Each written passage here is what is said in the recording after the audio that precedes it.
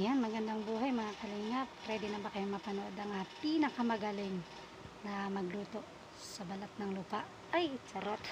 Ayan, ang aking pinakamamahal na asawa. Ayan. Tara, panoorin natin.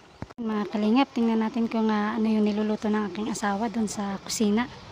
Tara, tingnan natin. Kalingap, andyan yung aking asawa nagluluto. Ayan.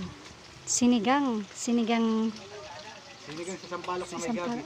ano yun, baboy? Oo. Gababoy. Tapos yung isa ay Tapos sili. yung isa naman po ay pinaritong isda. Ayan.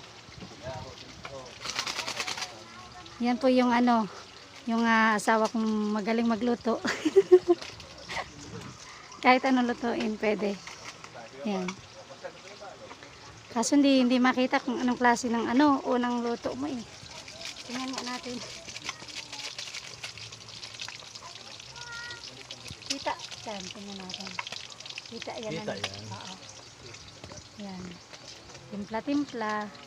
Halo-halo. Para masarap po. Yan. Para po yan sa mga trabahador. Mga nilulutong ulam. At syempre sa amin naman din po. Salo-salo. Yan.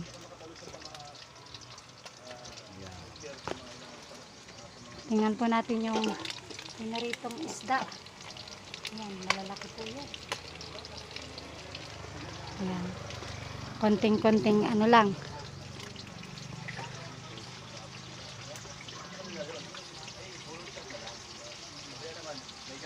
Yan. Mahal, okay na ba? Nakaluto ka na? Okay. Ayan. Ito na po yung sinigang na baboy. At ang pinaritong isda. Ayun mga kalingap, dito mga po. Salamat po sa inyong panonood sa aking videos. Huwag kalimutang mag-subscribe at pindutin ang notification bell para updated kayo lagi sa aking i-upload ng mga bagong videos. Maraming salamat po. God bless.